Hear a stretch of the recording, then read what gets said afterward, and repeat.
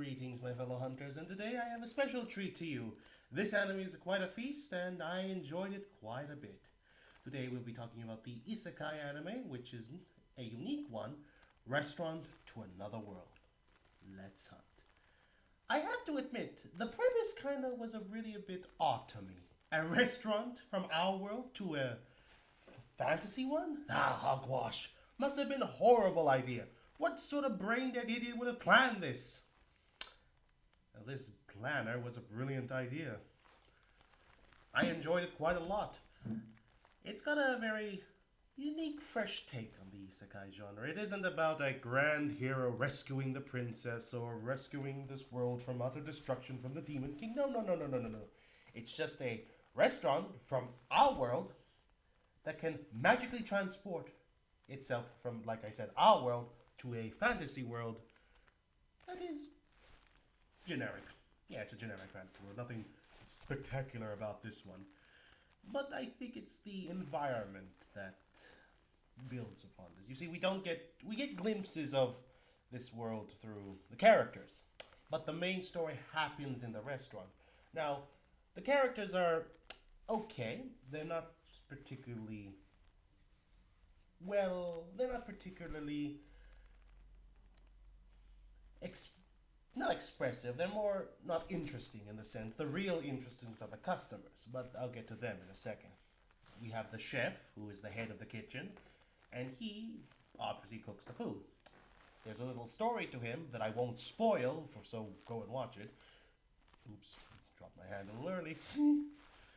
But like I said, he has a story behind his heritage. We also have a demon girl maid, not what you think, and a dragon that can turn into an elf that is also a maid in this restaurant. It's fantasy. Go along with it. Don't try to think too hard.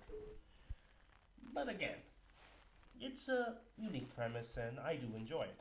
Like I said, the characters are the real characters are the customers.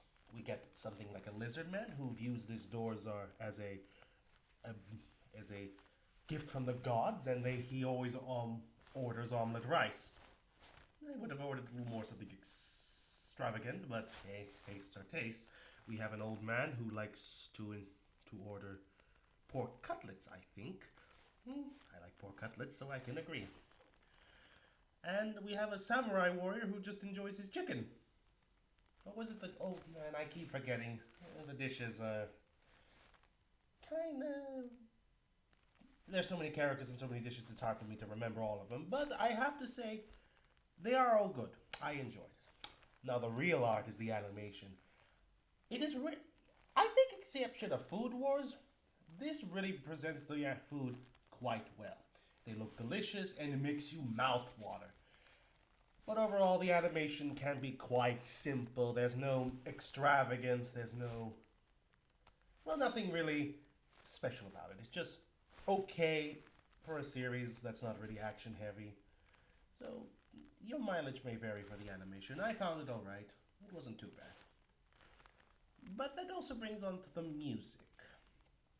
The music is, like the animation, alright. The opening is a little catchy, but sometimes you just want to skip it. The ending's meh, it's forgettable. But overall, the music is just how I'd say it's serviceable for the setting, so your mileage may vary on that one. And so, yeah, my overall feelings of it. If you enjoy a good cooking series, that's not Food Wars, that's already popular enough, but we'll have some calming stories. I recommend Restaurant to Another World. It should be available on Crunchyroll if you live outside the US, but if you are in the US, I'd imagine it be dubbed. So go and give it a watch. If you enjoy a tasty meal, I'm sure you'll be fooled. So please. So that's all for me. Please like and subscribe. Review if you find any flaws. Please tell me and I'll happily improve. And all I can say is, may the good blight guide your way.